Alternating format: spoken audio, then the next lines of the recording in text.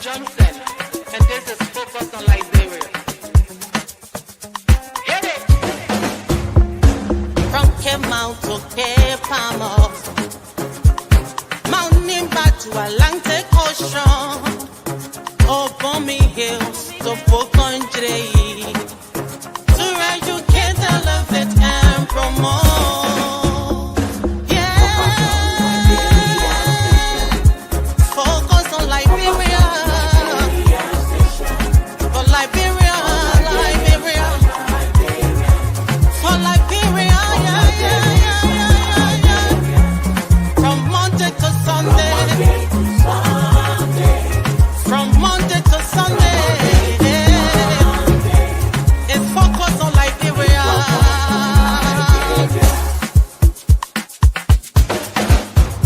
Talk about home affairs, hey, in diaspora,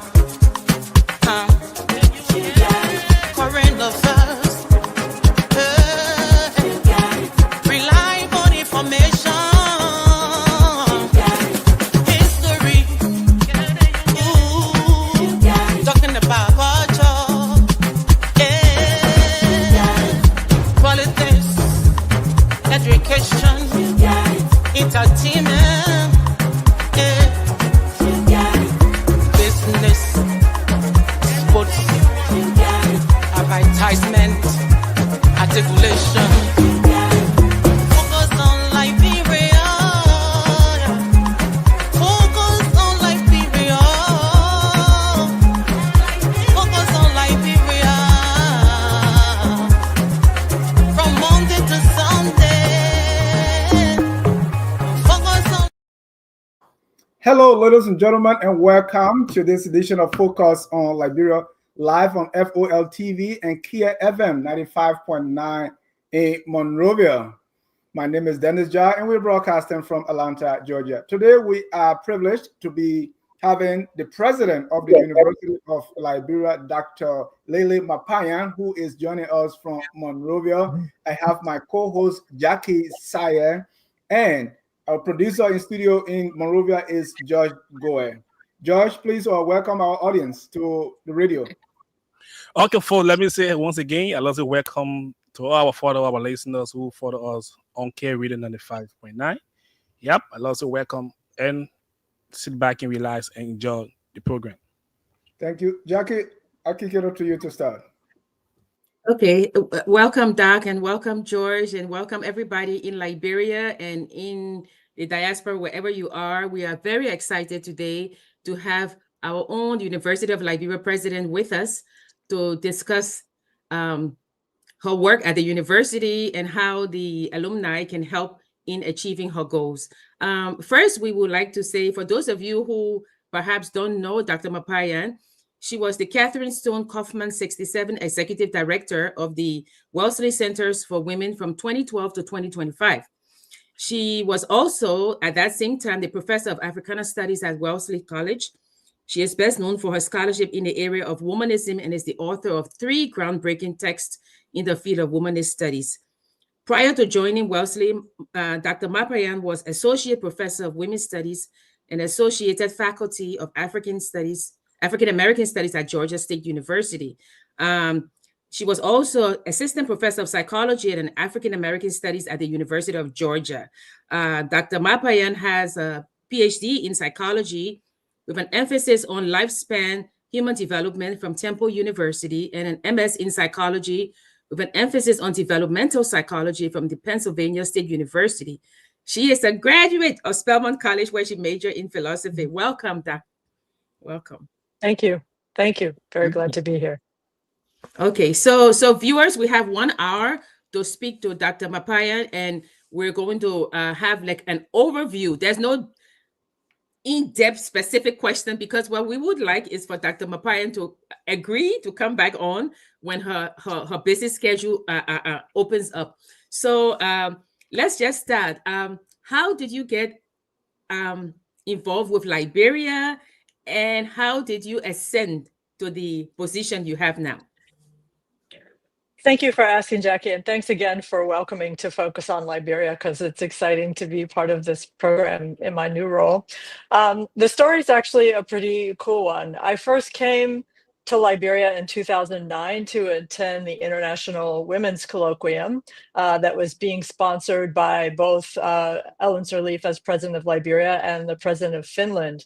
I came with a delegation of women who, African-American women who had been working in Liberia previously, and they invited me to join them and to discover the country and to come see what I could do. When I came to the country on that trip, one of the first visits I made was to the University of Liberia. I had the opportunity to meet Dr. Emmett Dennis, who was then serving as the first post-conflict president of the University of Liberia. And we got into a conversation about gender studies. I said, you know, you have this very prominent, world-renowned woman, head of state, President Sirleaf, but does the university have a gender studies program? And he said no. And I said, well, can I help with that? And so I came back a year later on a Fulbright Specialist Award to do a feasibility study about gender studies at the University of Liberia.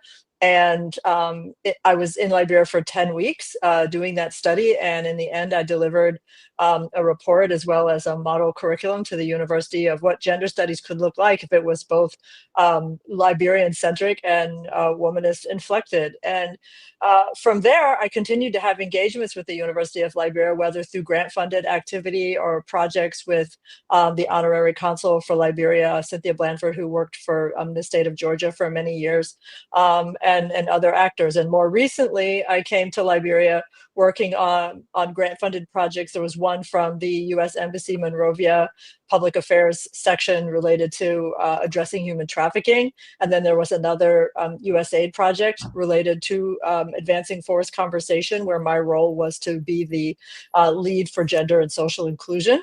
And so that led me right up to the time that I applied to and was considered for and selected to be the 16th president of the University of Liberia. It was a competitive process.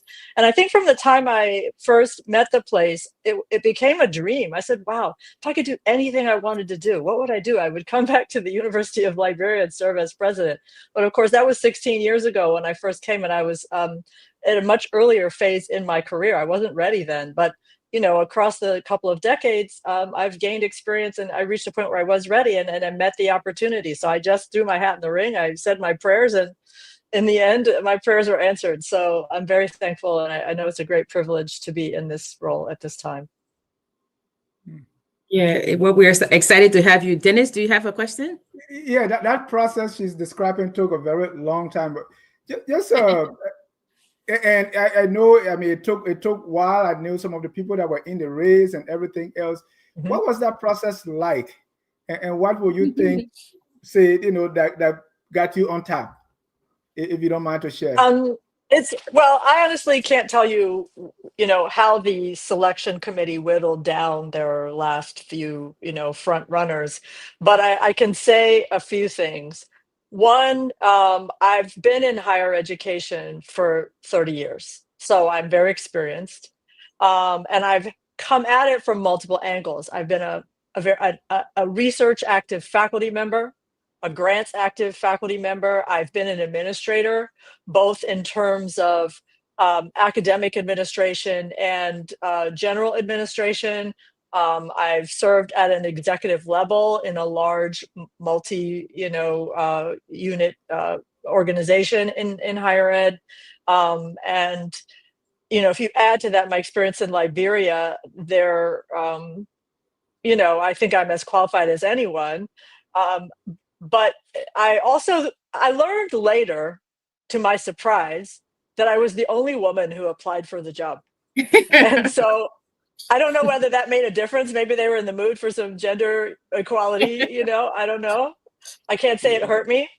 But at the same time, you know, I think that's the prerogative of the search committee to describe why they decided for me to come. I do know that it was told to me later that one of the things they found valuable is the fact that I was coming from outside with the possibility of being a more neutral person in a very politicized environment. And so I think I bring that kind of inclusive mindset and approach where I not only don't know all the details of the politics. I don't care to be involved in the details of the politics. I'm here about higher education. I'm on an educational mission to bring everybody in Liberia together under an educational mission. The entire population of Liberia, particularly its youth, deserves an institution that can provide the highest and best education to anyone in the society, regardless of their political affiliation, or their background, or their gender, or their ability status, or any number of things. So I'm here to be an inclusive president. I'm here to be a president who focuses on aspirations and where we can go. I'm the type of president that says, let's fix our gaze on a North Star, and then let's just direct all our energies towards that North Star. Yeah, that's my mantra, the North Star, my guiding light. I use that a lot.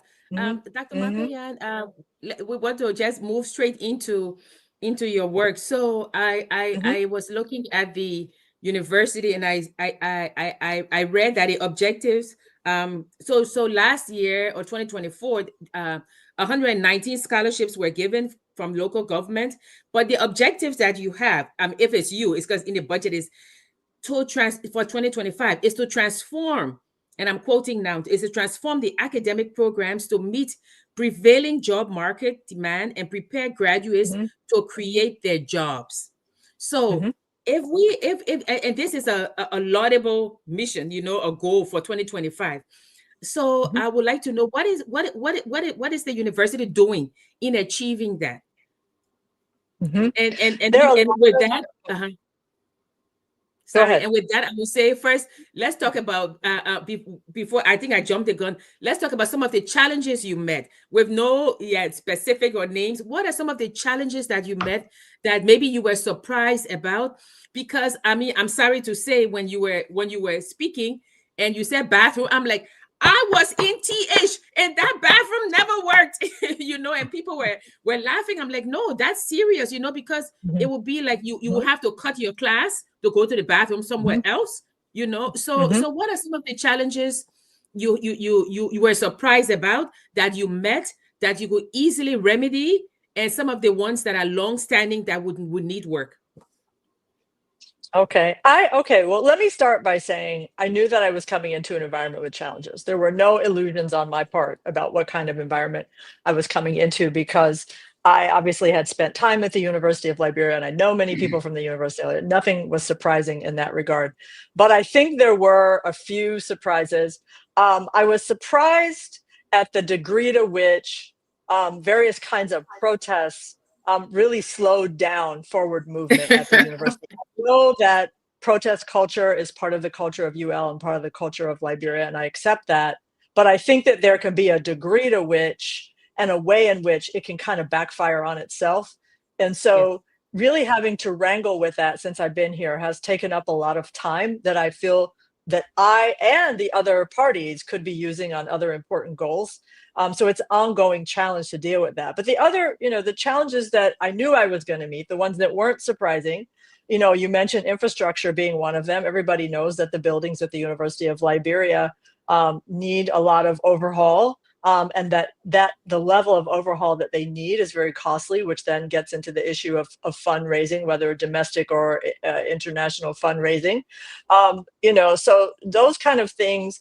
I think a part of what I've been doing during this first few months, because I'm concluding my first 100 days actually tomorrow, and part of what I'm doing is I've been spending the first 3 months in kind of listening and learning mode. I tell people I'm a social scientist, so I collect data before I make decisions. I form hypotheses, I test them, and then I, offer solutions and pilot them and refine them. So that is my general orientation. These first 3 months, the first 100 days have been about really trying to see as much of everything, meet as many people, talk with as many stakeholders, visit as many parts of campus, talk with external stakeholders, meet with the board, meet with the faculty, meet with my cabinet, meet with students, alumni, all of these things, so that my head, my inner computer is filled with the data, and so at this point, we're kind of pivoting into the time period when it will be time to take action on the various things.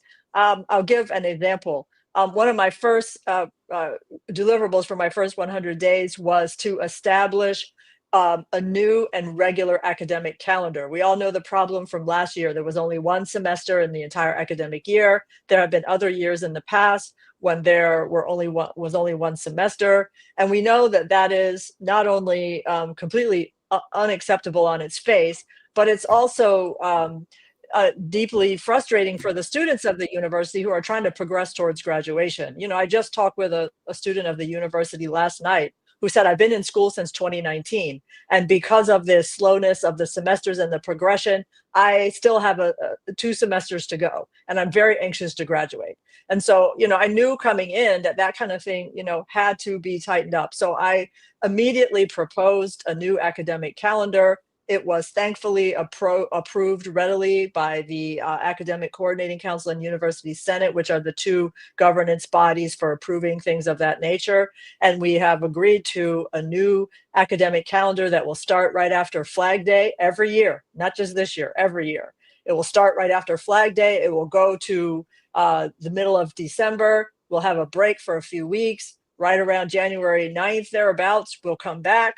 We'll have another semester that goes to right around Unification Day. In May, we'll break. We'll leave some time for commencement. We're still kind of hammering out whether we'll have 1 or 2 commencements, whether it'll be December, May, or what. That part we will get to it. But we also, within this system that I promote, are going to have are going to revive vacation school. There's going to be a 2-month double semester where you know it's 2 months is 8 weeks instead of 16 weeks, so you take your classes twice as long, but you get the same amount of credit. So that is going to help a lot of students. We're calling it the trimester or tri-semester. You know, people are using different lingo, but the idea is there are going to be many more opportunities for students to get the credit they need to progress in their disciplines, progress towards graduation, graduate on time. And everybody's excited about that. So it is true that the risk of protest disrupting it are still there. But I've said to those who want to protest and slow down and be out of the classroom that I'm going to find workarounds, because it is my job as president to make sure that the educational mission continues. Those who want to participate in that, let's do it. Those who want to do it a different way, do it a different day. But I'm not going to go back to 1 semester a year. I'm not going to go back to people not having an opportunity to graduate. National development can't wait. National development needs these graduates to be out there in the workforce, being ready to contribute to the national development plan. And my job is to make sure that keeps happening. So that was a big success. But there have been also within my first 100 days some things that have not been big successes, but are still on the docket. The bathrooms is a good example. Bathrooms turned out to be a much knottier problem than I would have thought going in, because the Ministry of Public Works did a great report, not just about the bathrooms, but about all the infrastructure needs of the college. And we were able to pull out the section that was just about bathrooms. But it's not about fixing the bathrooms alone. We have to go behind that and fix a lot of the pipes that are behind the walls, and then some of the pumping mechanism from the water sources. And then we got to get the electricity online fully to pump the water. And, you know, so it ends up being not just bathrooms, but a much bigger infrastructure project. I'm hoping that we'll have the opportunity to build some freestanding blocks of bathrooms that are not connected to the buildings where all those other problems exist, just to get it started, so that people have places to relieve themselves. I mean, it's so basic. If you can't relieve yourself in the course of the day, there's nothing else you can do. I mean, it's like food, water, sleep, and using the bathroom. Those are the things we all have to do regardless of our rank or status in society. So, it's essential to get it underway. There are various kinds of, policies I have to follow, for example, procurement, things of that nature. But one thing I can say that's good, the government has provided the money. They have sent us the, amount of money that we requested to work on the bathrooms. And so it's a matter of getting the other pieces in place, the things that actually involve the hammer and nails, the pipes and the, whatever, and getting the electricity where it needs to be, that are kind of the precursors. So I can't say that I completed that to my satisfaction within my first 100, but I can say that it is still amongst my highest priorities. There are other things that we worked on. For example, I know how frustrating it is for employees here, particularly faculty and our part-timers. They don't have regular pay sometimes, and they have arrears for some of the classes of employees. And so getting the payroll to be timely and getting the arrears covered has been another big priority. With regard to the part-timers, I'm glad to say that right here, just really within the last week, we've finally been able to get the part-timers starting being paid, but I'm not completely satisfied because not all of them have been paid yet. They use different banks. Different banks kind of move at different speeds. And so we're still working on that, but it's, it's close to being done. Regularizing pay involves many actors inside and outside UL getting into lockstep. I think we're approaching that, but we're not 100% there, but we're better than we were. But time will tell. I will wait till we get to the end of 2025 and we'll see, how did things pan out. But I'm always working on things and I'm managing expectations. I'm letting people know these things you want solved yesterday, they take months and months to solve. So let's just be realistic and let's roll up our sleeves and make sure we're working on it every minute of every day. Every time we have a protest, we slow it down. Every time I got to sit down and hear about the complaints that I already know exist, it slows it down. Let's roll up our sleeves and all work on it together. Then we will get there faster. So that's kind of where I'm at. Thank you, Dr. Maparyan. That one semester a year really touched me because even when I came to the United States in 2000, I started school 2002 or restarted after dropping out so long, stopping and starting at the university. I was so afraid that even the school in Philadelphia was going to close. So I had to go to community college so I can get to, and I was not even sure. I was traumatized by that, let me say. So I believe you. For the protest. Yeah, so that's why I thought I couldn't even complete a year. Can you imagine? You are in the United States and you're still thinking school's going to close. Yeah, you in my own psyche. Yeah, so and I can protest, what do you think is responsible for that, and really how you plan to change that? I know there are a lot of things to do, but how do you plan to kind of change that? Dennis, let me jump in first because as a victim of protest, protest is not new to the university. We were there when Amos started, when they beat us, when the people jumped down Jalatan Hill, we were there. What the difference I've seen, and Dr. Maparyan, I'm sorry to jump in, but the difference I've seen is that before, what we would do is that we had soup and we had sim, I think it was that, but we would put together a list of grievances and take it to the president, and say, these are the things that we want. The president would say to us, give me 2 weeks. Now, if we protested within those 2 weeks, it meant that we were not serious because we have 2 weeks to wait for the answer. But I think that right now is like there are a lot of politics involved and there are a lot of other things. And sometimes what they want is not clear. There are competing priorities within the organization. So the protest is, well, if you give me this, I still want this, and we don't want no timeline.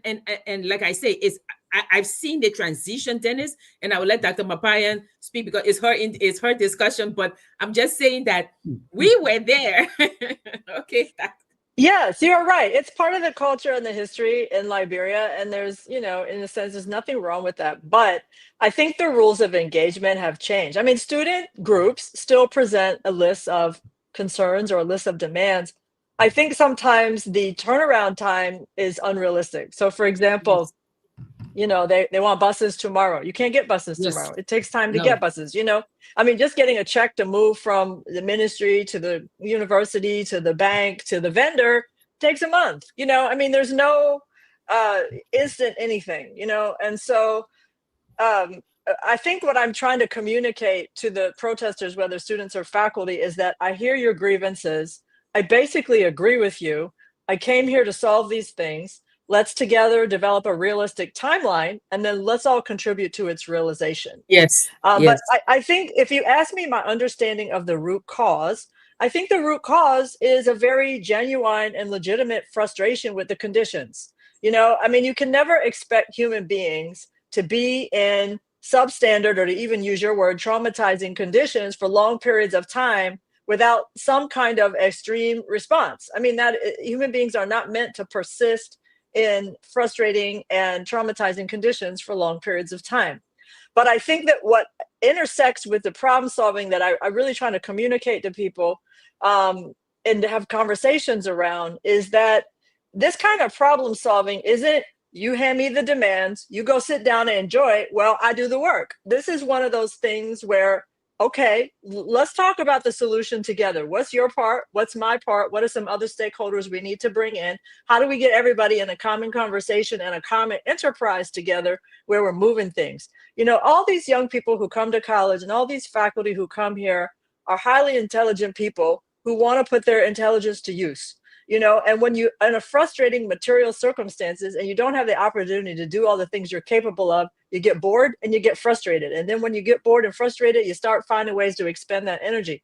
So what I'm saying is, let's turn all of our intelligence, in fact, our genius, and turn it in the direction of the things we want to fix and solve. And let's put our heads together and peaceably solve them together. I also see that there's too much competition and power struggle. You know, power struggle is really antithetical. And I know I'm not popular for saying that, because anybody who's political kind of views power struggle as a sport. I don't view it that way. I view, you know, being humble and humanitarian is a better approach. You know, let's all bring our solutions. Sure, we can have different points of view about how to do things. We can have different ideological points of view. Nothing wrong there. But it shouldn't be about fighting over views or fighting over resources or fighting over positions. It should be about how can we coordinate and collaborate and make it a more comfortable and enjoyable and conducive world for all of us, or a more enjoyable and conducive university for all of us. So I'm just trying to shift the narrative and shift the sort of emotional and social climate of how we do business at the university. I view universities as a very important place for political thinkers to hone their thinking and hone their speaking skills and hone their political negotiation skills, but not a place to engage in violence, destruction, disrespect, etc. So, you know, I'm just trying to tweak things, move them a little bit in a slightly different direction with different rules of engagement. Okay, so, and some of the challenges that the university is facing right now, also when the University Student Union president, I think Jacqueline Tingba, when she was talking about that, she said that, and their challenges, I'm going to list some: culture of inefficiency and corruption, and also we need an innovative curriculum to drive development. You know, like a lot of times, I mean, I was at the university in January. I met some students in the park, and most of them were doing public administration. And I said, well, have you read the Economic Outlook handbook, you know, to know the kind of careers? So just, I know that you say you're working on these things, and it takes time. One of the questions I have is, how do you pull the academic quality for teachers? How do you meet with them and say, okay, you know what, let's look at the curriculum? I know these are minutia that the dean should be taking care of, but what's your overall sense of the pool of quality teachers at the university that will drive this innovative education for development of our country? Okay, I think we have to come at academic excellence from multiple angles. For one thing, we have to have both a credential audit of the faculty to make sure that everybody is teaching in their area of expertise and that everybody's expertise is sufficient to be reputable and respectable in a flagship university. All right, that's one thing. We also need to make sure that the opportunities we have for professional development for faculty, that is to get their advanced degrees, are well targeted toward the needs of the university. We have a study leave program. Many people take advantage of it, but sometimes people use that program to make lateral moves when really we need them to stick in a certain discipline, or we need to make sure that the departments, as they're attempting to modernize and update their curricula, are recruiting and developing people to meet those needs. You know, are they going to study something that the department actually needs? That, you know, we could do a better job at that with our study leave program. But you also have to come at it from the curriculum side. We need a curriculum audit. We need a curriculum review. You can't do a single one. I can tell you right now for free that even in the best resourced colleges and universities around the world, and I'm sure you know this where you're located at Cornell, that even with the best resource universities, it can take a year or two to overhaul a curriculum, a year or two. So imagine trying to do that in a place where the resources are less. When I worked on the USAID project, Higher Education for Conservation, and we were working on overhauling the curriculum just for the forestry department alone, it took us 2.5 years to do that work. All right. And we just passed the revised, updated, refreshed curriculum within the last few months. took us 2.5 years to do that just for one department. So imagine if we're doing it for the entire university. Yes, we will do it, but it can't happen overnight.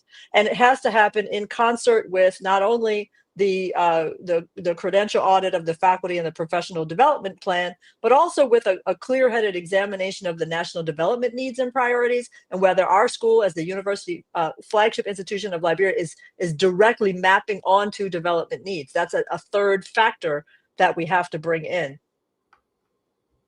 Okay. Yeah. Dennis, do you have a question? Because I could go on forever. So just let's go. okay. No. So now we come to maybe from the overall to the little nitty-gritty. So walk us through. I know you say that things move at the speed of light and from one day to the other, but walk us through a normal day at the university for Dr. Maparyan. Okay, it's probably easier for me to walk you through a normal week than a normal day, because I can say that in the course of the week, I split my time between the Fendel and the Capitol Hill campuses. And I've also visited the medical college in Congo Town, and I still need to make a field trip to the Stratsenji Vocational Technical Campus in Grand Cape Mount. So I divide my time between the campuses. So that's part one. And typically I'm having meetings with both internal and external stakeholders. So internal stakeholders include obviously my vice presidents that I meet with every other week in a cabinet meeting, and individually in the off weeks as needed. And then I meet with faculty who may come to me with a variety of concerns or proposals. I meet with various government actors that I need to interact with. It may be someone as regular as the Ministry of Finance that I meet with about budgeting matters. It could be, for example, the director of the Environmental Protection Agency about a project we're going to collaborate on. You know, a variety of kinds of government stakeholders that I would meet with. I also typically meet with people from the diplomatic community. Frequently, I'm meeting with ambassadors, the charge d'affaires. I'm being invited to various events that allow me to either address or ask for resources from various members of the UN community or the diplomatic community.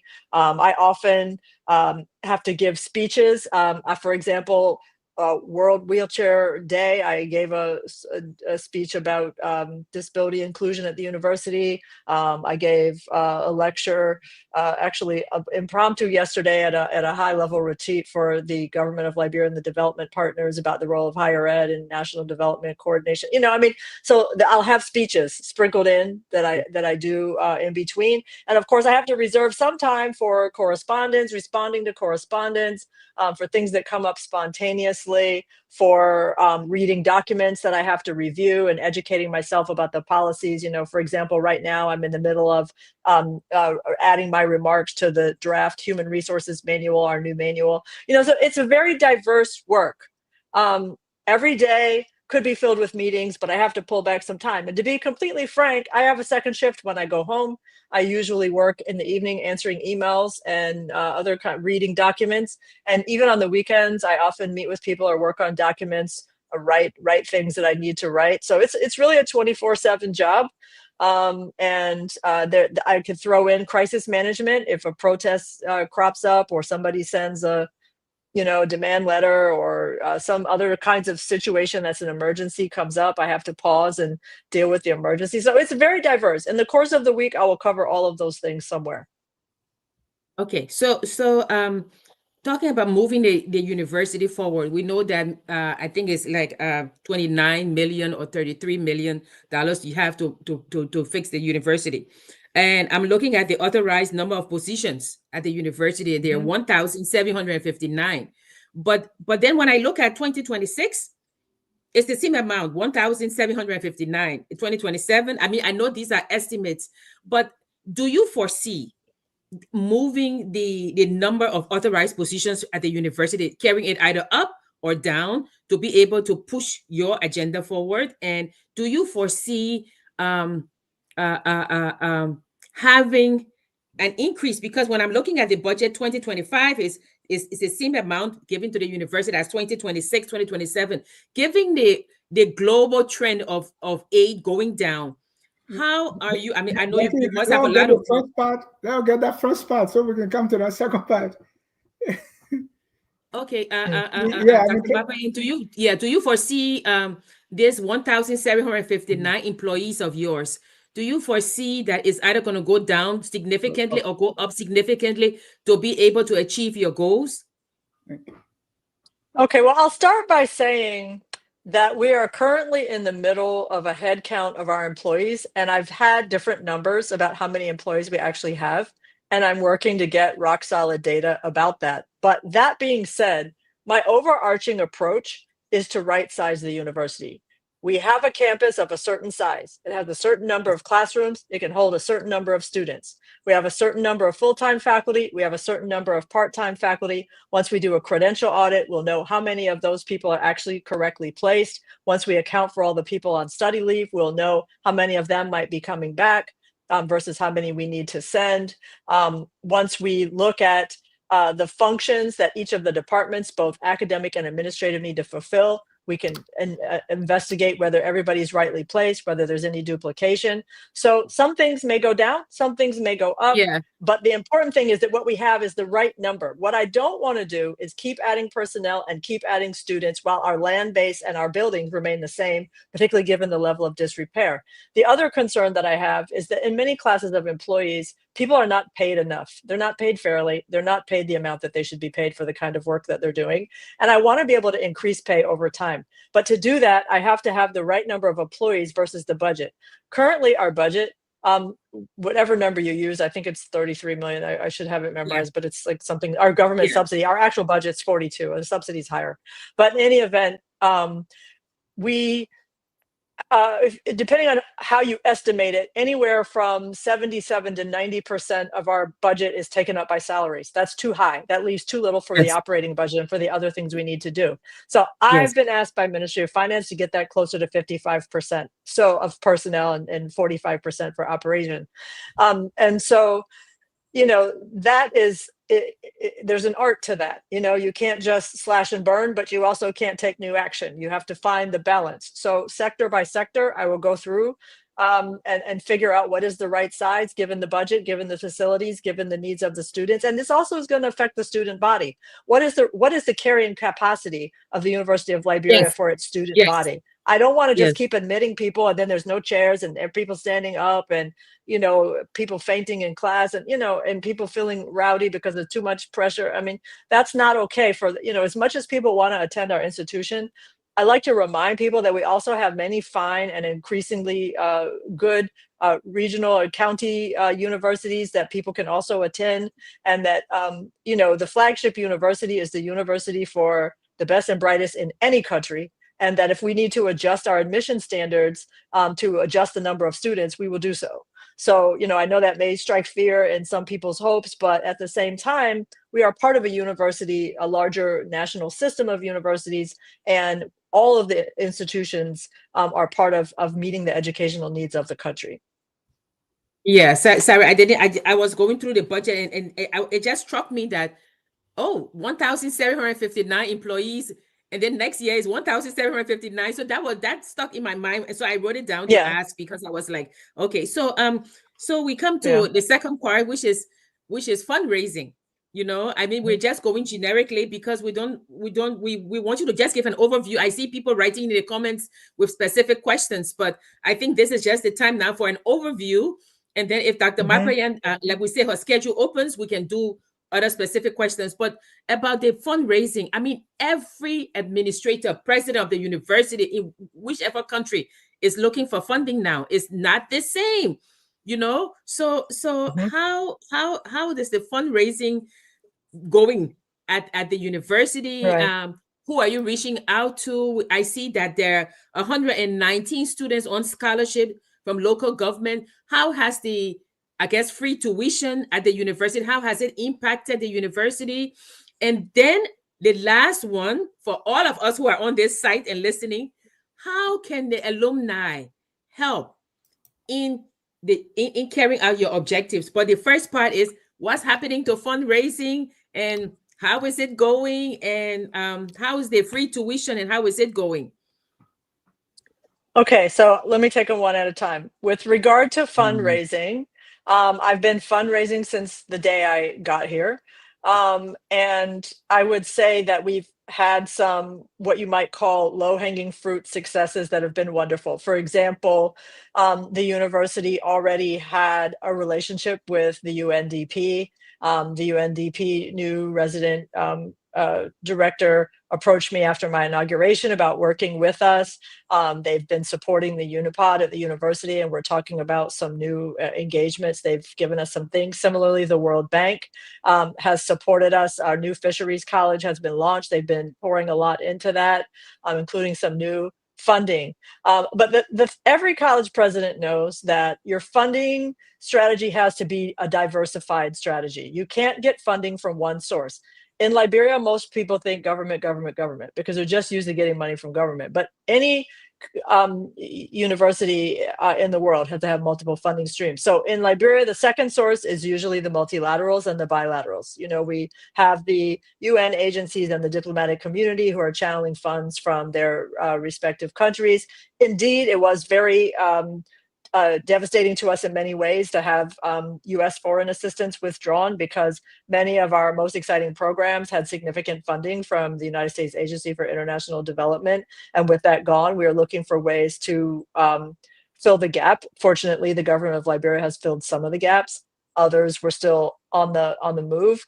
Within the diplomatic community, there have been other offers of talking about funding.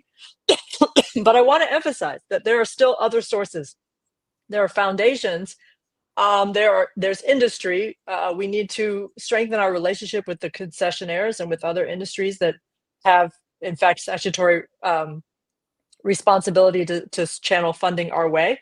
And we can't forget about high net worth individuals who have the capacity to make significant donations to institutions like ours. I mean, that's a really untapped territory in a lot of African institutions, because the culture of philanthropy here is very different than places like the United States, where high net worth individuals are very accustomed to making large donations to institutions, and also to establishing donor advised funds and things of that nature. So we need to break into that. We also need to further expand UL's endowment. We have a small modest endowment that's been managed by the trustees of donations for education in Liberia for many, many, many years. We really need to build that up. Now, one of the things I want to point out, and this will segue me into speaking about alumni, is that next year is a very important year for UL, because it is our 75th anniversary as a university, and I plan to celebrate all year long. February 15th is the day of the celebration, the day that we really celebrate. But I think that this is going to be a huge occasion for us to showcase everything that's great about the University of Liberia and get anybody with any interest in any funding to pay attention to us and contribute. So I intend to have us launching a number of different kinds of campaigns for that 75th anniversary, and that those campaigns will be international in scope. So I can say that for free. And I think one of the ways that the alums can really help is by organizing. As you know, there are significant alumni organizations in Liberia, in the United States, in Nigeria, in Canada, and in other places. And it's time for us to come together. It's time for the alumni of the University of Liberia to really stand up and be counted, particularly as we approach the 75th anniversary year, because there's time not only to make contributions of money and in kind to the university, but there's also a time to be ambassadors and let the world know in a variety of, we're a force. We're over 100,000 people if you count all the alumni. And so that's an amazing movement of people. So how can we be organized and step up, no matter where we are, what we're doing, to identify ourselves as an alumnus of the or an alumna of the university, and be counted? Yeah, alumni hear that, because I was at the university and they have the alumni office in science building. I went there 3 different times. There was not anybody. Nobody knew where that room was. There's no sign, nothing. So alumni, you are listening. I see a lot of you on this thing. Listen to Dr. Maparyan. It's time to galvanize ourselves and start. Cornell has a giving day. And they will say, you can 20 the class of 1970, can you match 1980? So come on, let's get together. Yes. So yeah, we have some questions in the chat. Do you want to read some? I know Dr. Maparyan has limited time, and then we can ask people in Liberia for questions. I want to ask about the faculty. You talk about the 17 100 plus employees. Faculty, research, and all these different things. Professional development. Just on a broadly, what are your plans and what you hope to do in that direction? Well, one of the things I've always expressed, even before I came here, even before I had applied for this job, is that my dream is for there to be more PhDs in Liberia, particularly at the University of Liberia. We really, really have to move towards a PhD-centric academic program. That's going to take some time because PhDs take anywhere from 3 to 7 years to get. But if we don't start somewhere, we will never reach that goal. We are starting to have a critical mass of PhDs, but they're still very much in the minority, and I want to change that. So that's a big, big goal. Of course, research, development, and innovation is another huge part. If you want a faculty worth its salt, there has to, particularly at a flagship university, there has to be research culture and research support. So I'm working very hard right now to make sure that the research administration infrastructure is up to speed, because research funders will not fund universities that don't have certain key baseline things in place. And for example, just one example, most funders require universities to have annual audits that they can produce. They need to see annual audits. We don't have annual audits, big financial or comprehensive audits every year. We need to start doing that so that funders who might have been closed to us before will now be open. Another example, we need to have an office that helps with grant writing, or that it has a bigger footprint in supporting faculty grant writing. We need to have workshops to help faculty better understand their options and how they can do it. We need to have good grant administration, which is a unique field within accounting, which is a unique space within accounting, compliance measure. I could go on and on because I come from research institutions and being a researcher, but we had to get all that really tight, strong, and so that when funders look at us, they go, oh yes, we can fund you. And I'll be honest too, we got to reduce the protests and we've got to reduce the infrastructure issues, because I've heard stories, for example, a big funder turned away when they were about to give us something and they read in the newspaper about the protest. They said, no, it's too risky of an environment. We're going to withdraw. We don't need, we're hurting ourselves. So let's, everybody be on board about that. But sometimes the protest is about the political influence on campus, how almost the campus is an extension of government. So students always want to talk about government, and government people in power in politics always want to come on campus to recruit people, back them. So that's both ways. Yes, that's a fact of life at the University of Liberia. There's no denying it. But I think the question is, how can it be well managed? The university can't just be a political recruiting ground. It can't just be a plaything of the politics. It has to be more than that. There's a role for politics in a national university, but there's also a role for other things. So my thing is to sort of strike the right balance, to find the golden mean. Yeah. Thank you. Dennis, you want to open the lines in Liberia? Maybe some people back home, they have questions. So Josh, please open our lines in Liberia so we can get calls, and I'll open the lines here also. But let's start from Liberia, Josh. Josh, can you announce the number for Liberia? If you want to join the call here, 605-313-6004. The code is 791-403#. If you are in Liberia, the number is 0777-959-959. Okay, I'm here. Go ahead, Josh. Okay, folks. So wherever you are, the numbers to call on the show and be a part, 0777-959-959. 0777-959-959. The number to call and be a part on the show. We have the UR president with us in studio live on Care Radio 95.9. So wherever you are, the number to call, 0777-959-959. The number to call and be a part on the program. No calls yet from my end. I hope you have calls. So I'm just posting some of the questions that people have listed. So let me read that question. Where can I go if I want to be a teacher or lecturer at the university? And Dr. Maparyan, if I want to teach online, I'm in Atlanta. I want to teach there or teach in person. What do I do?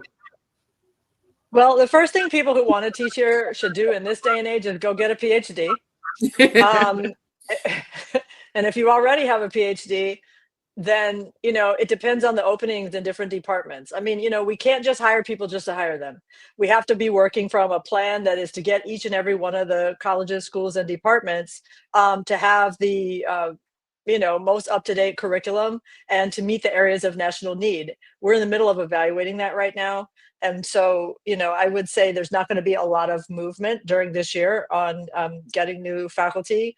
But I think that people who want to work here should keep their eyes open as that process evolves, because I will surely talk about it and then there will be more open. I mean, I'm always intrigued when diasporans want to come back and work, but I'm also intrigued when people in Liberia go out, get their PhD, come back.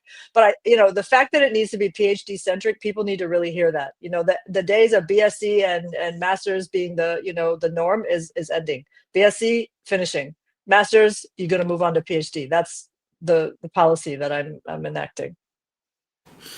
Yeah, and also I think that a lot of time people, I mean, not knocking doctorates, a lot of time people also feel like the PhD is, it's essential, it's necessary to teach, but we also need seasoned administrators, people who are able to be the foot soldiers to actually work at the university to make life easier for the faculty, and I think sometimes we're missing that link. Like when people say, oh, Liberia needs doctors. Yes, Liberia needs doctors, but Liberia needs nurses and capable lab assistants and phlebotomists, right. Because you're able to have that second layer that supports the top layer, So if you're looking, absolutely, and you're qualified, Dr. Maparyan is there fixing things, and let's all join her in working together to build our university. Light in darkness. Don't forget, we're all there eating under the Palava hut. Although that was the only Palava hut. So, Dennis, do we have a question or a comment? We have a caller. Or may I please address what you said about administrators? I agree with you that they're important. They also need to be correctly credentialed, whether it's in terms of degrees or experience. People who are working in administrative offices too need to be the right fit for the work. Yes. So just as there will be credential auditing of the faculty, there will also be credential auditing of the administrative staff. Yes. So you're getting some kudos, Doc. River says, Pro said you're doing great. A lot of the people, yes, Moses says that keep up the good job. No, thank you. That's very encouraging. I appreciate the support. We have a caller on the line, Dr. George Y. William. Thank you, Dennis. And thanks, Dr. Maparyan, for first, congratulations on your appointment as president of the university. I am Dr. George Williams, and I also serve on the alumni board. And we're working frantically to ensure that we're in a position to helping you succeed in helping the university move forward in its drive to not just academically, but socially contribute to Liberia's socio-economic development. Couple of suggestions. One is what's the plan in transitioning some of your classes? Because one of the things we realize is the overcrowding of classes, and the teacher instructed student ratio is so very high. Was the idea of transitioning some of those classes, especially at the junior and senior level, to a more asynchronous setup, so that there's greater space for students? That's one. Two, what is the administration's position on this free education with direct respect to graduate programs?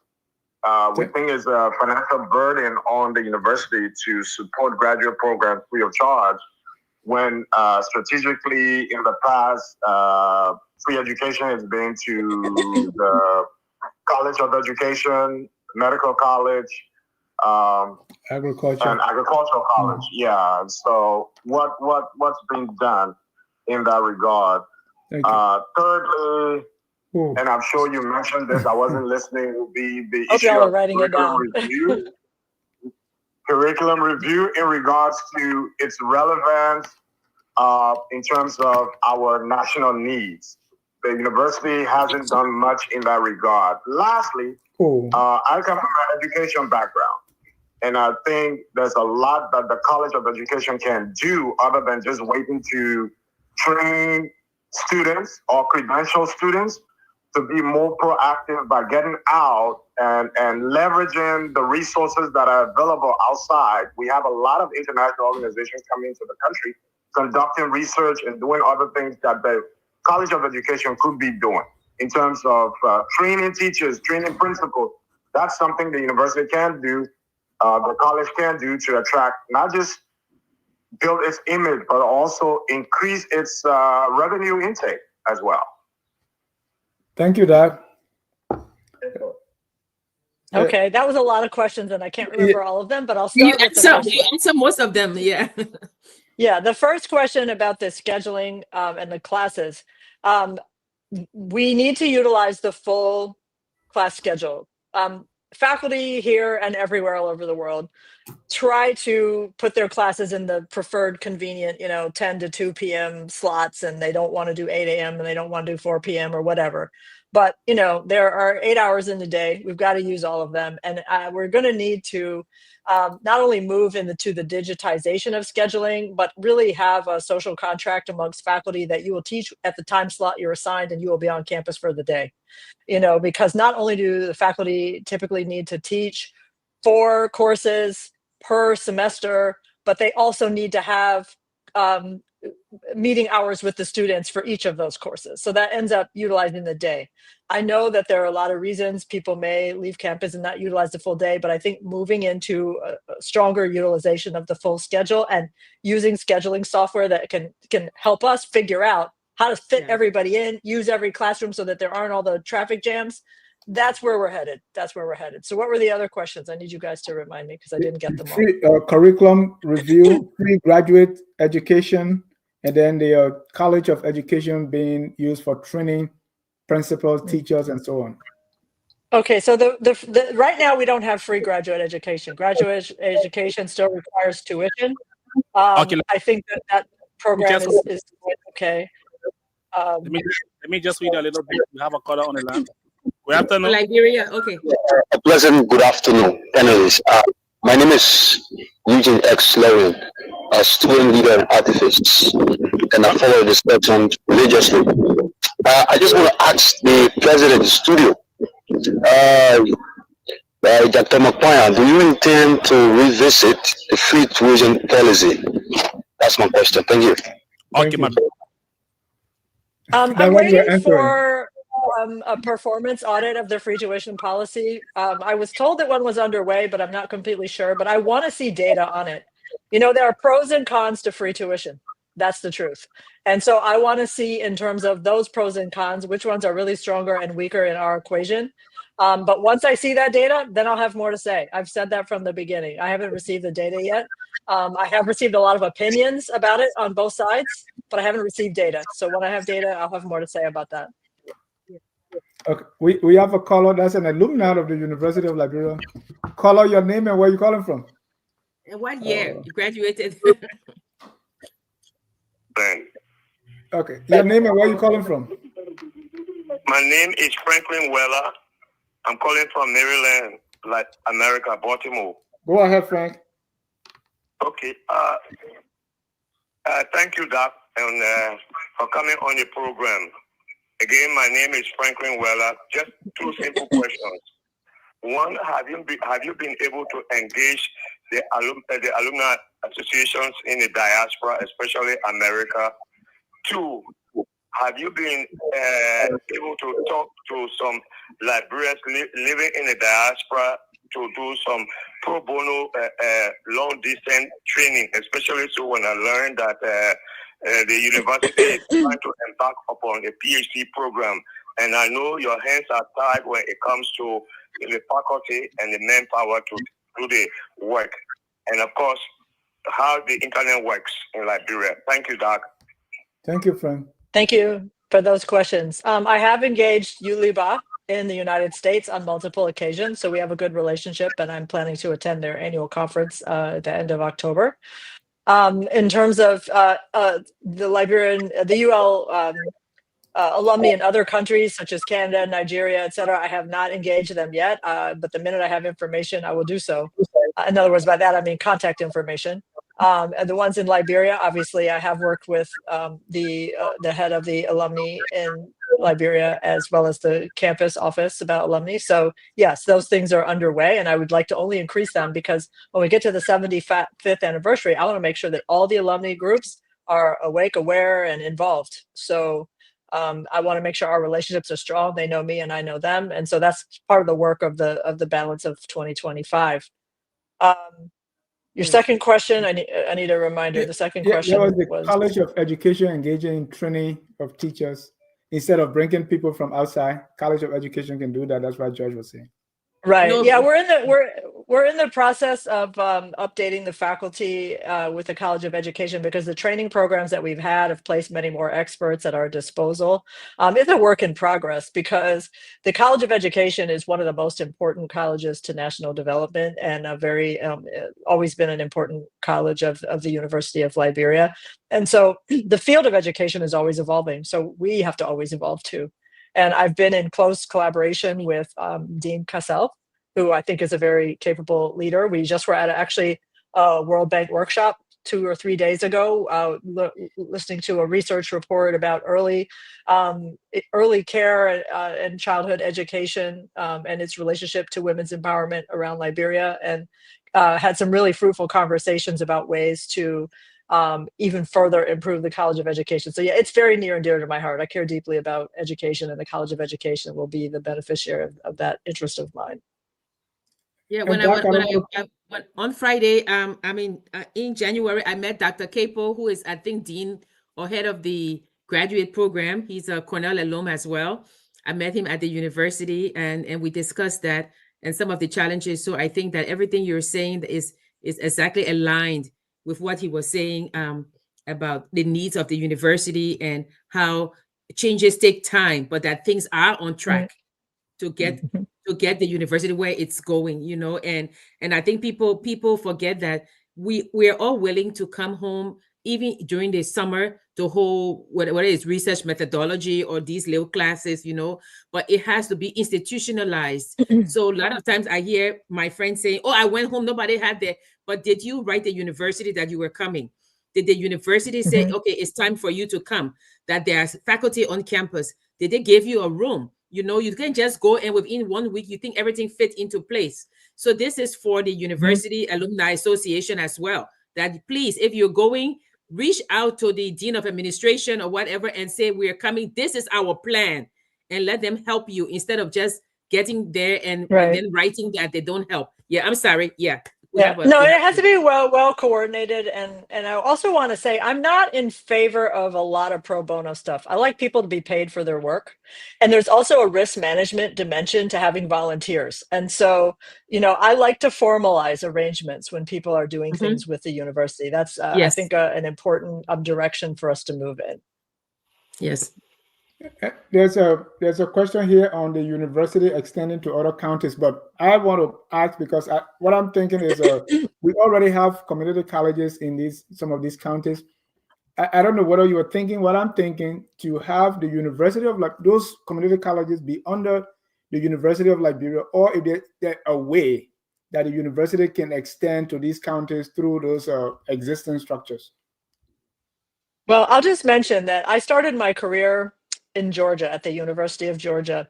The University of Georgia is the flagship institution of the University System of Georgia.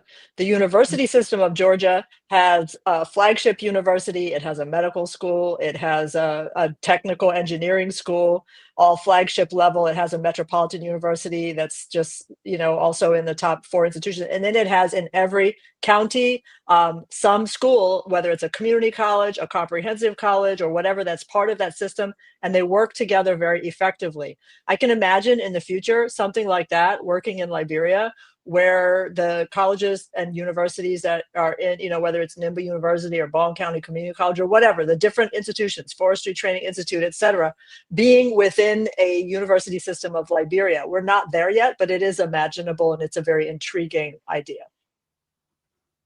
Yeah. Any more questions? I know time is far spent, but do we have other questions from Liberia? George, And then may I yeah. ask if we could have some women asking questions? We've not had any women asking Yes. questions. I would prefer. I always ask for gender equality in the question asking. The It's the women are norm. saying A lot good of times point. women don't. Dr. Maparyan, a lot of the women are on the chat saying good work, but a lot of times they don't answer. And I know that as a professor of women's studies that you're looking and but they are writing, but a lot of times they don't call. And Miata, I see you're on. Please call. Miata is one of the vocal ones. Call so you can ask any question you want. Okay, so there's one on I have one here. disability. Call out your name and where you're calling from. I think there's a woman. Okay. Hello? Hello. Oh no.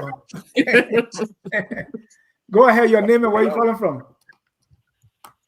Oh, hello. This is Shaka Noor, and I call from California.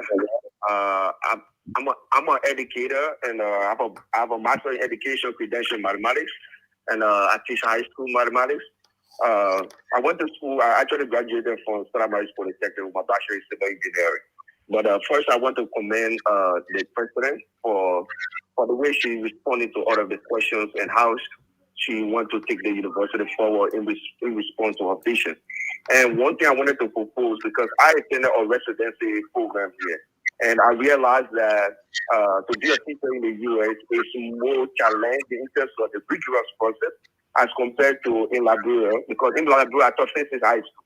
But trust me, I never had any, for example, certificate. I just went and they recruited me because my community needed. They said, hey, we had a shortage here and we need somebody to come and teach. And because I had a vast knowledge in the field, and I started to teach. So one thing I wanted to propose was if the president can have somebody residency program where when the person in the education department, let's say in the education sector as a teacher, they can be doing in the classroom where they have some time in the classroom, getting the knowledge they learned, all of the pedagogies they learning, so that they can also have that experience in the classroom as well as in the field as well, in the classroom as well as at the university as well. So having the students to have that hands-on experience in every department, not just education, I think it would make a better impact in taking out the university forward. Another thing is there are people who have doctorate degrees, but they are not writing papers. They need to be writing. They need to be coming up with solutions or driving solutions to help the country. So they should be coming up with projects that align with whether it's in the EPA, whether it's with finance or education. So they need to help students to make a good writer as well, because this is something we're very lacking. Make students engage and they start to write and produce as opposed to help move the institution forward. So I must commend you, and I think that the university is going to move forward and you are moving in the right direction. I really want to appreciate your hard work. Thank you so much. And I definitely plan to lift up all of our faculty and students who write and publish papers and books. You're going to see a lot of that celebration. And next year, I'll be really lifting up those things too. And while we're all right, waiting, so I think that we have a woman on the line, and there may be time for one more question. Yes.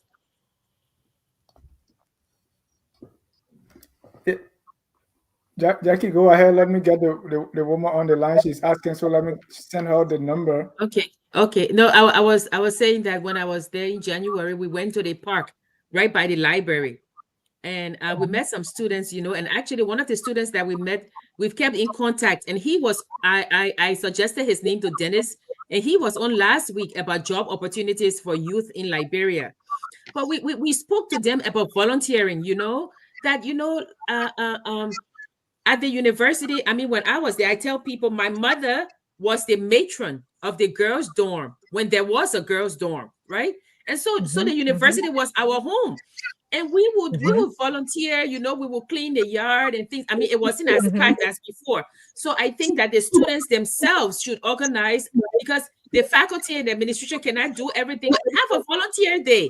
Come on campus, cook. That faculty lounge is phenomenal. That's where we ate all the time we were there. Go there, get your food, but clean the university. Take pride in your surroundings, because Dr. Maparyan and the university administrator cannot do everything.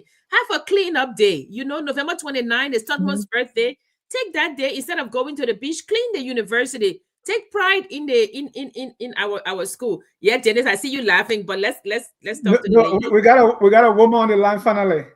Okay. Okay, let's go. Your name and where you calling from? Miata Stella Herring. Go ahead, Miata. I'm from New Jersey. It's not that women can't call. It's that this is so important for me particularly that I'd rather listen and have other people input because y'all know me and my mouth. But Doc, welcome. This is long overdue since you, congratulations, since you got the position. We haven't had this sort of a discussion globally. And there's so many questions. One of the situations that I'm particularly concerned about is groups on campus. This Muya Muya. It's a party. All of these parties, their rights, their responsibilities, that it seems they don't understand. Student council or student leadership on their council through which things supposed to be channeled and then taken to administration. It seems like there's some kind of confusion with our students over there.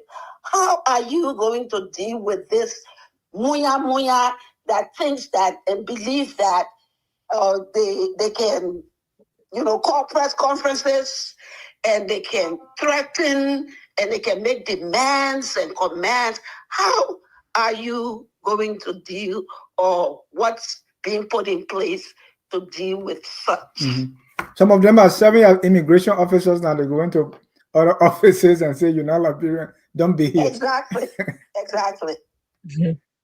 Go ahead, Dad. All right. It was breaking up a little bit, but as best as I think I got the question, it was, really about the parties and how to deal with all of the ways that they demonstrate, agitate, etc. And I really, this is where my developmental psychology training comes in, my understanding of youth and youth, the time, the mandates of the youth period of life. Youth are so filled with energy and creativity, but it needs a channel and it needs a direction. Youth are so filled with possibility. They see the world as capable of anything. They're ready to, jump in and do it, often without even consideration of all the implication, but with a kind of energy that most older adults can't even muster. So that kind of energy needs to be put to good use. It needs to be given good aspirations, and youth themselves need to be invited to look at the world around them and say, what problems would you like to solve? How can we work on that together? How can we put your energy, your enthusiasm, your knowledge to good use? And I want to respond to one of the things I saw in the chat. When I said I don't believe in volunteerism, I meant that for employment. I didn't mean that for community service and things of that nature. Yes. UL has too many volunteer instructors and volunteer office workers, and that one's not okay. When students want to come and volunteer to clean up the campus, or we have community service day, I'm very much in favor of that, because I believe human beings should have a service orientation in their societies, and that it's the role of the university to cultivate that. But I don't believe people should be teaching courses for free. I don't believe people should be doing office work for free. That's what I meant. So I will say that. But yes, redirecting the energy of youth in a positive direction is a challenge, not just in Liberia, but worldwide.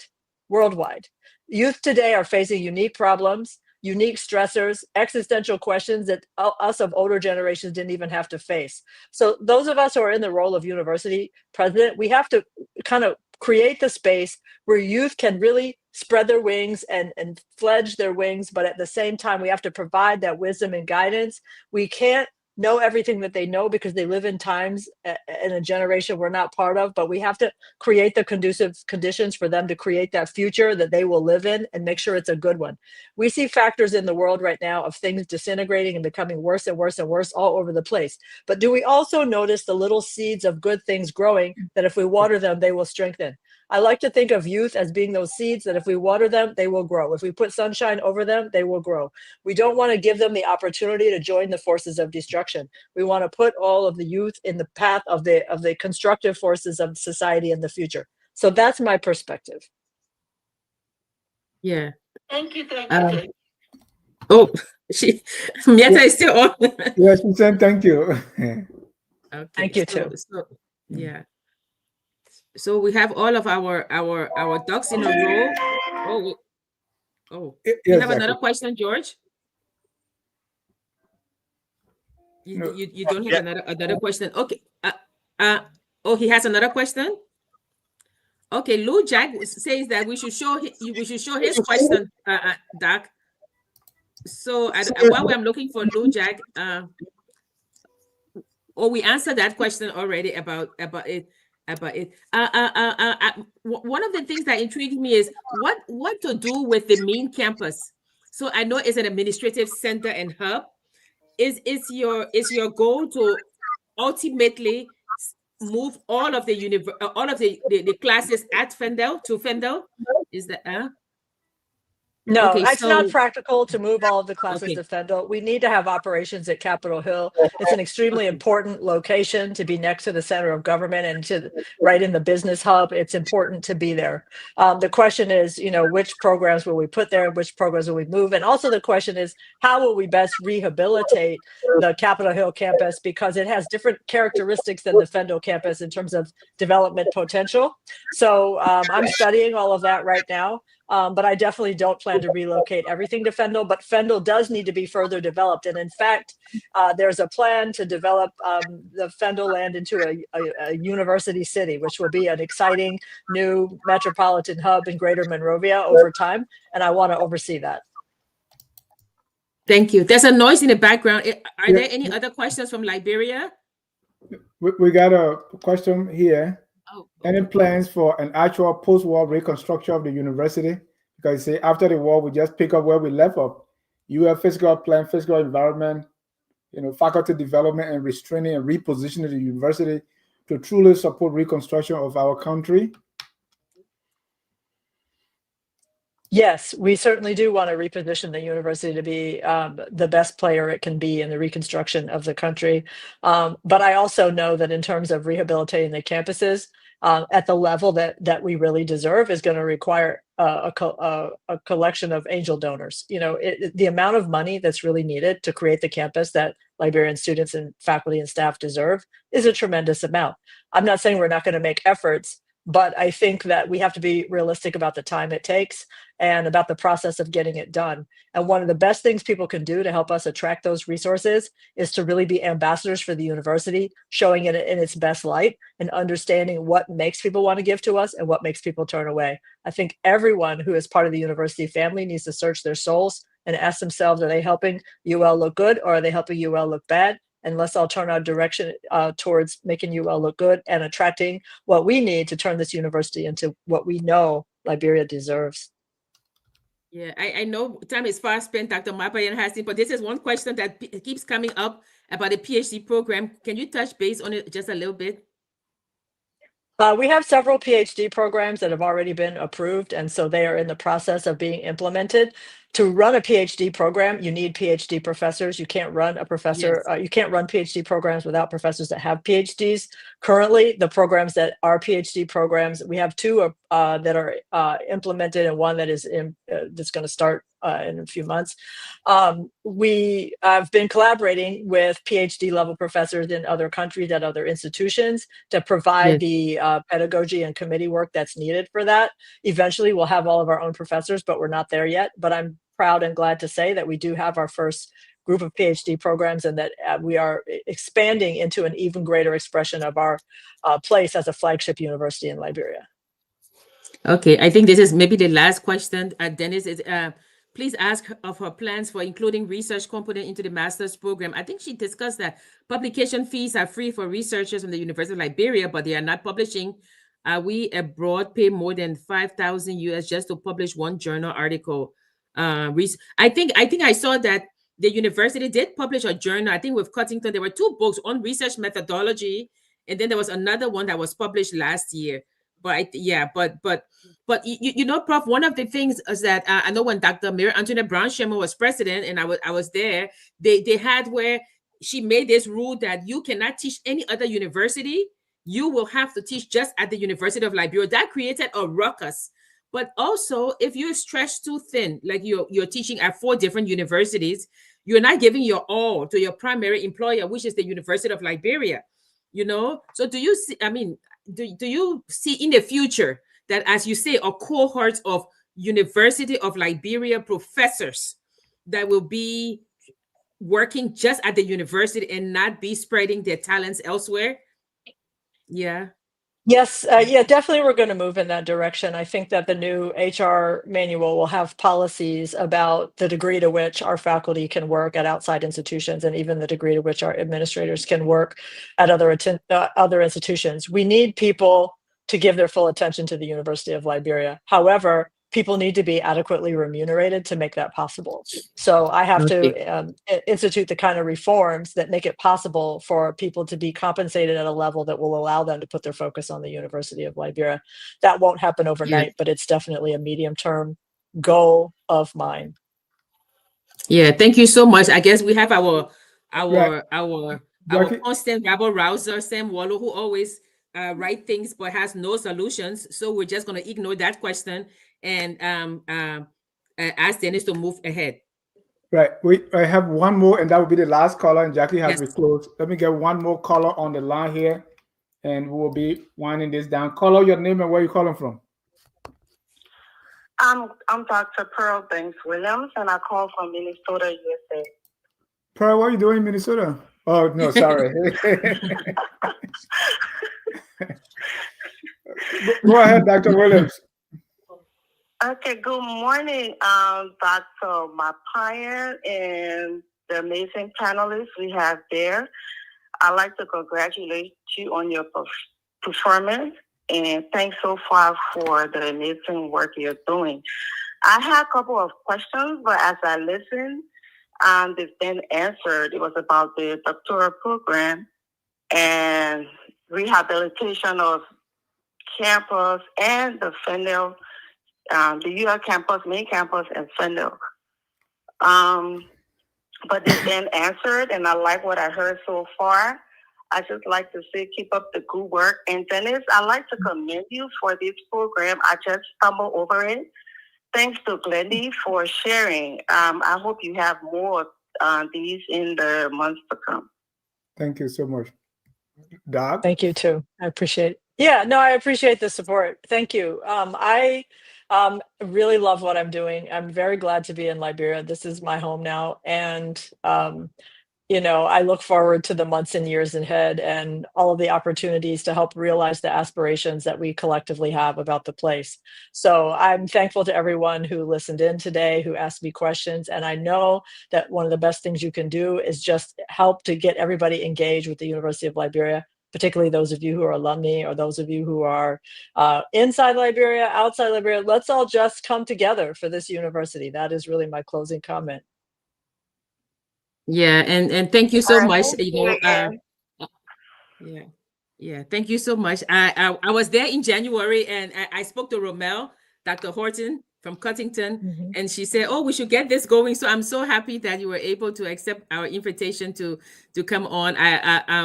I said to Dennis, we will give a general overview and ask her question. We're not going to go into no nitty-gritty, because also some of these questions would be with your deputy, the dean of administration or the dean of academic affairs, because you're the person who sees the overarching picture. So we want to say thank you to you. We want to say please do come back. We can ask more in-depth questions. But like you say, it's your 100 days. So your 100 days, it's just you're assessing, and you say you're a data-driven person, so you're collecting all the data to be able to move ahead. So we want to say thank you to you. Enjoy your Saturday. Yeah, enjoy your Saturday, and I'll be there in 3 months. I hope to see you. I'll be at Cuttington. When I got to the library, you were there, but you were in a meeting. And don't forget to look at the plaque from Cornell. That's right behind the security. I will. Yes, I sure will. Yes. I sure will. Yes. Thank you. So thank you so much. Thank everybody. Okay. Thank you so much. Yes. All yes. right. And take good care. Okay. Thank you. Goodbye. On behalf of all of us, we say thank you for joining. Thank our viewers And thanks for always watching. We never close the broadcast here without playing the song that says, "We are all Liberians." Have a good day, and God bless you. We are Liberians.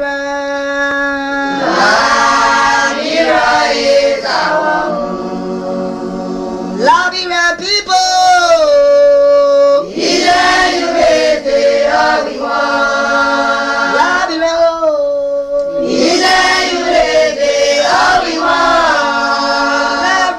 Liberia.